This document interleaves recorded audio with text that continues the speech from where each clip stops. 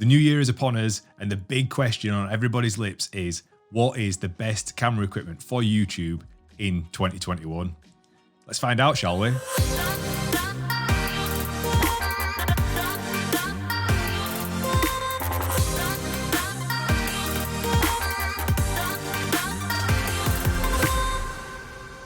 Welcome to the video. Today we're going to talk about the best camera equipment for YouTube in 2021. My name is Josh Gudgeon. I'm a filmmaker, photographer, and YouTuber based in the north of England, and I've collaborated today with Wedio to bring you this video. Video. I also have my own channel on YouTube where I release videos every week like this one on filmmaking tutorials, behind the scenes vlogs, on everything filmmaking. We're going to cover three areas in this video: getting started and which cameras and equipment you should be using when you're first starting out in YouTube. Then we're going to move on to getting better and the equipment that you want to be upgrading to when you get into more of an intermediate level on YouTube. And finally, we're going to drop into the pro stuff where we're on the big bucks, big cameras. What is the best that money can buy to get you the best quality for your YouTube channel? We're not just going to be talking about cameras though, we're going to be talking about accessories as well. So that'll be lighting, sound, tripods. I'm going to give you a package for each level on what I think the accessories that you will need for your YouTube channel in 2021. I'm really excited for this video, so let's jump into the first section. So what is the best budget camera equipment for 2021? First of all, a massive congratulations for being in the position to take the step to invest in camera equipment for your YouTube channel. As you've done your research online, I'm sure you see a lot of creators talking about gear don't matter, this and that, blah, blah, blah.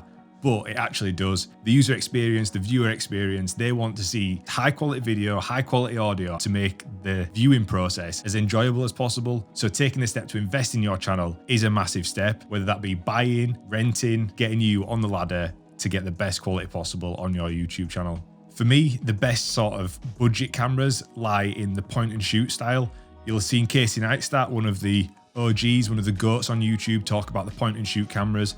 They're easy to use, super versatile, very beginner friendly, and they kind of do everything that you need them to do. So the first camera that we are going to talk about is the Sony ZV-1. This camera was released last year, and it's probably one of the best cameras that Sony's released for beginner filmmakers. It's got a flip LCD screen, it's got an inbuilt zooming lens, it's got a one button touch for the bokeh blurred background effect, and it's got super fast autofocus. For me, it's a real winner of a beginner-friendly compact camera for YouTube. It's got a really cool product showcase feature. So if you're wanting to show a product to camera and you want it to like jump focus straight away, you know, if you're holding it close to the camera, it does it blazing fast. So it's good for makeup tutorials, even for videos like this. If you want to be holding a camera lens up to camera and you want it to focus straight away, again, that mode is perfect for it. Maybe one of the cons of the camera is that the actual framing isn't that wide, so you will have quite a narrow field of view when you are vlogging with it, but it's more than enough to get your head, face, and a bit of extra space in, so it still is really a very good camera for YouTube. The next camera I want to talk about is the Sony a6600. This is a top pick for a lot of YouTubers, and as you see on screen now, my friend Ed uses it for his YouTube channel and the image quality is unbelievable. In this video, I'm going to talk you through how I decided who I wanted to be an affiliate for my product and how I reached out to them. It's got 5-axis image stabilization, it's got an interchangeable lens, so you can be very versatile with the shots that you can get with this camera as opposed to one with a fixed zoom lens built in. It's got external audio input, so we can attach a microphone, which we're going to talk about later. It also has a flip screen. It doesn't flip out to the side like you would see on the Sony ZV-1. It actually flips up behind and up and over. So it can be sort of distorted if you've got a microphone on top, but still a flip screen nonetheless. Pretty much a must-have for any YouTuber. And again, it's got really good autofocus. So another top pick for beginner YouTube channels in 2021. Next, I want to talk about the GoPro Hero 9 Plus. This got released in 2020 and it really is another level compared to other GoPros. We've now got an LCD screen on the front of it. You've got super smooth, hyper smooth stabilization, and you've got the option to go from a wide view to a little bit of a narrower view so you don't get that warped fisheye look. It's got a bunch of mod features, so you can put an external microphone on there, lenses, lights. You can really build it up into a little powerhouse of a YouTube camera setup. It's one that's not to be overlooked. The GoPro series have been talked down a lot on YouTube in past years, but I really think that the Hero 9 Plus is a strong camera for any beginner YouTuber. And out of the range that we're talking about now, that is the cheapest option. And naturally, if you wanted to rent that camera, that would be the cheapest in this range as well. And if we're going to talk about beginner cameras for YouTube, we can't overlook your smartphone, your iPhone, your Android. If we take an iPhone specifically, they all shoot in 4K, they can shoot in slow motion, they've got hyperlapse features. The newest cameras have got 3 lenses, so you've got a wide, a mid, and a telephoto lens on there. You can attach an external microphone. They're pretty much the jack of all trades, and you can upload directly from your smartphone, as well as doing the edits. Another great feature about having a smartphone in your pocket is that you can just pull it out and get the shots that you need straight away. Casey Neistat famously once said that the best camera that you can have is the one that you have in your hand right now. And it's so true. If you've got some spontaneous shots that you need to get, or you've got like a little bit of the storyline that you think you could add to, and it just comes to mind, get it on your iPhone. People will probably not notice that you've not used a camera and that you've used a smartphone. Like, they're very hard to distinguish now with the capabilities of smartphones. Another thing, if you need to get B-roll and you're out on location or something really spontaneous happens and you don't have your camera to hand, get out your iPhone, get the shot. You'd rather have it and not need it than need it and not have it. So the smartphone is a must, whether you've got a pro camera, a mid-spec camera, or a beginner camera. Always think to get your iPhone or your smartphone out and get the shots, because like I said, you'd rather have it than not have it. Now, as I said, for this package, I'm also going to put together an accessory pack of what I feel you need along with all these cameras. So the first thing that you're going to need is an external microphone, a directional microphone. So if you're talking to an audience like I am now, you're going to want a microphone on top of your camera that you can talk directly into to get the best audio possible. And my recommendation for this is the newly released Deity D4 Duo. This is a non-powered directional microphone that you can record multi-track forwards and backwards. So if you're a vlogger, it can record a track at the front of the camera, and if you're behind, it'll also record your voice. So you've got a nice audio output for when you are creating your YouTube videos. So this is a vlog test for the Deity D4 Duo microphone. We're in the center of the studio. It's quite echoey. And obviously this isn't a powered microphone, so we don't have as much control over the audio as you would like from a powered microphone. But I just wanted to do this and give you an example of what it sounds like. And if we just go and speak to Liam, the editor, we'll see what it's like if we turn it around and we use the dual capsule. You'll notice that the audio will change now because we're going to another office, there's more furniture. So that's one thing to bear in mind with audio. If you can control your surroundings and try and deaden as much ambient noise as possible, you're going to get a better audio quality out of your microphone when you're vlogging. So we'll quickly turn around, have a conversation with Liam and see what the audio sounds like. Right, Liam, it's your time in lights, mate. We're testing the time has finally come. Your time has finally come to be part of the channel.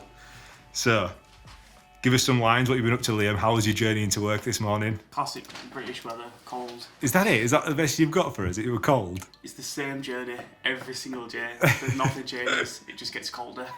The more we go into winter, then it just gets colder. Fair enough, can't argue with that, mate. So how did you think that sounded? I mean, I found that this Deity D4 Duo was quite a good microphone, especially for the price point. I think it comes in at around 70 or 80 pounds. So it's probably like $100 or so if you're US, and who knows in the euros, but definitely for an introductory microphone, it's a very capable one, and the dual channel input, so you can talk at the front and the back as a vlogger, is priceless. So that's the Deity D4 Duo.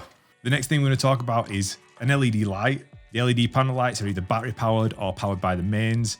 You can change the Kelvin, so you can change the warmth, whether it's a cool color or a warmer color. These LED panel lights are really good for giving you that constant light. So it's not varying from light to dark. If the sun's going behind the clouds, you want a constant light. Get all your settings dialed in for your YouTube videos, and these are a top pick. And the last thing you're going to need in this accessory pack is a tripod. And I recommend these lightweight travel tripods. They're the perfect beginner tripod.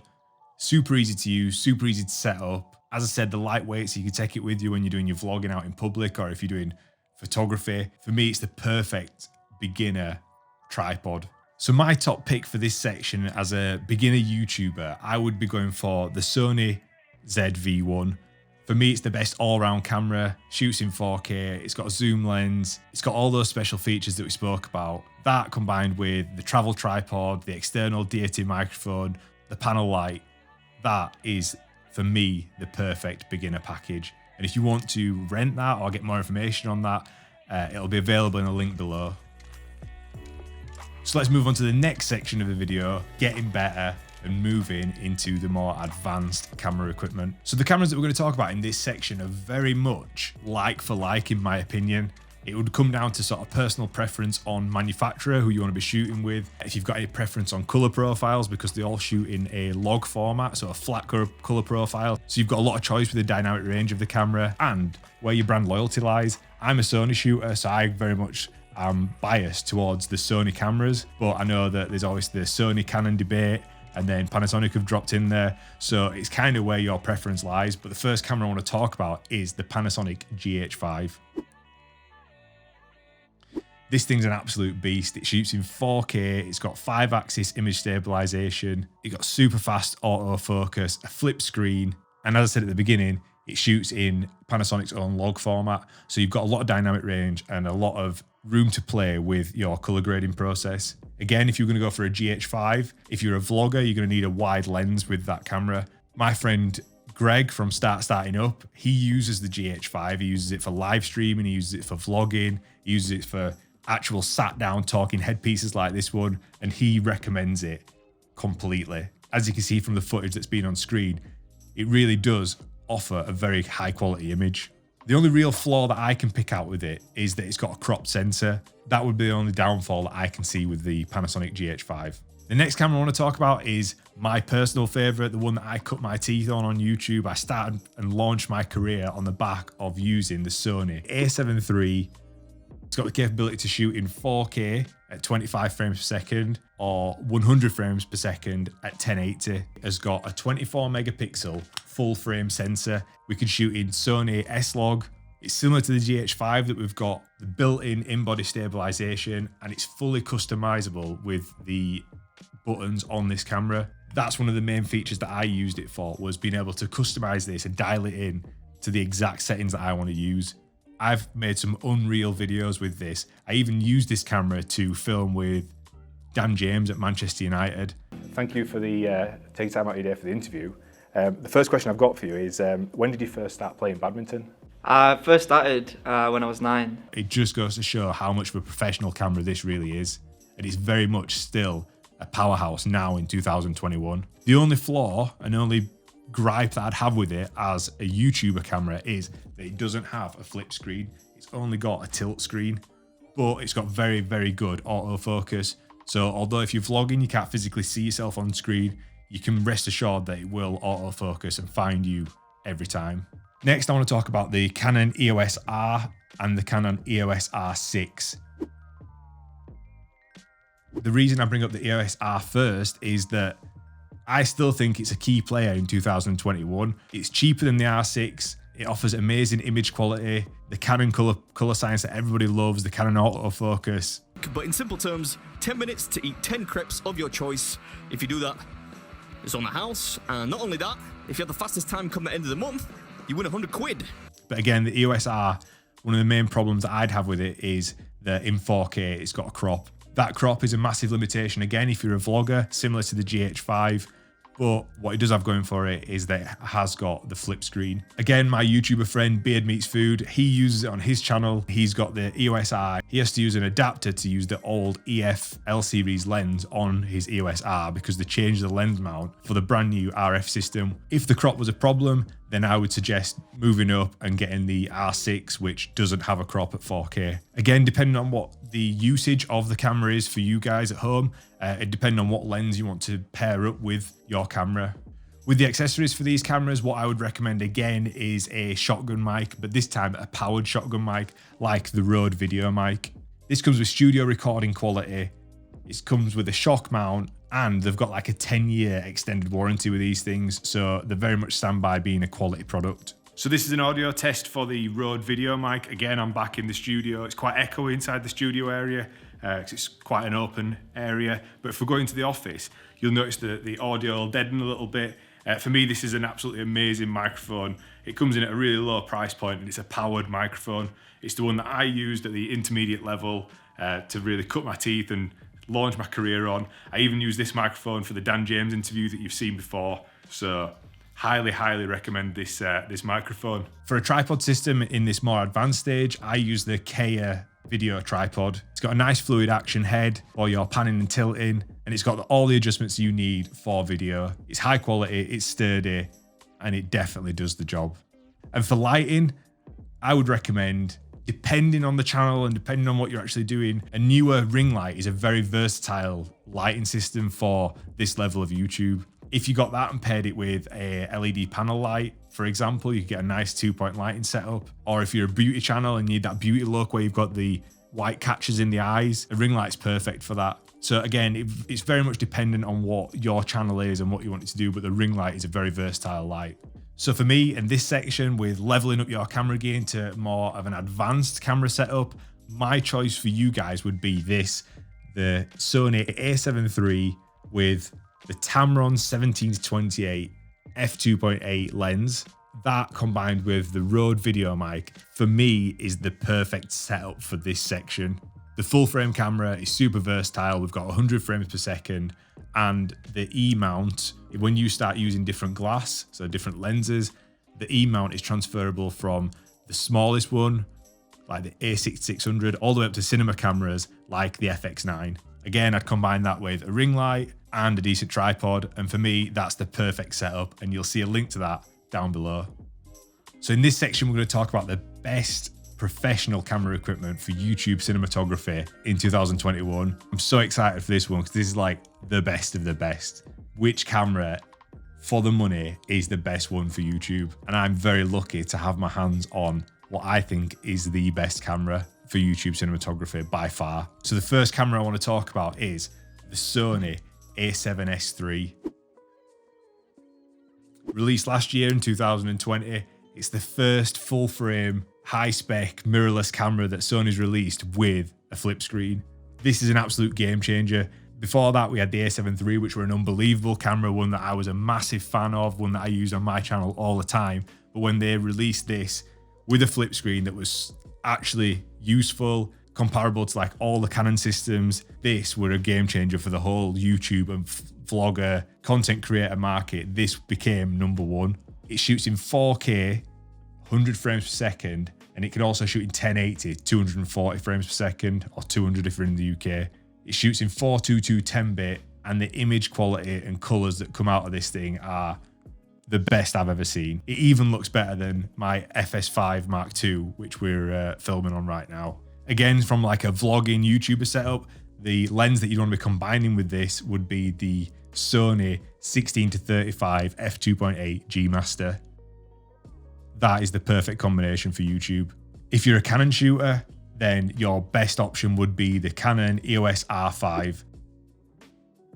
Again, released last year, it's got the ability to shoot in 8K RAW, flip LCD screen, shoots in log, does everything that the Sony does, and the 45 megapixel sensor on the EOS R5 makes it very much the perfect video and photo camera, whereas the A7S III only has a 12 megapixel sensor, so it's very much a video-centric camera as opposed to the R5, which can do both. The EOS R5 comes in at a higher price point, and the lenses are much more expensive than the Sony lens range with the new RF lenses that they recently released. So for that, the lens combination that I would suggest is the 15-35 f2.8, beautiful lens, but very expensive. So that'd be the perfect kit to be renting out as and when you need it. Again, we're going to drop that one in there, the one that we're recording on right now, the Sony FS5 Mark II. This is sort of your first look into cine cameras in the Sony range. It has the ability to shoot in 4K, but not as high quality as the A7S III. It does shoot in 10-bit 422 at 1080. It's got an inbuilt variable ND filter, and it's got an XLR input for multi-channel recording. So this is like a proper cine camera, but it's not one that you could use for vlogging. So it's very much dependent on what your YouTube style is. If it's a talking headpiece, you could look at a camera like this. But if you're vlogging or you need to have a little bit more accessibility, this wouldn't be the camera for you. Again, as this approaches into the cinema camera range, it does still have an E-mount, which is what you'd see on the A7S III or the little A6600s.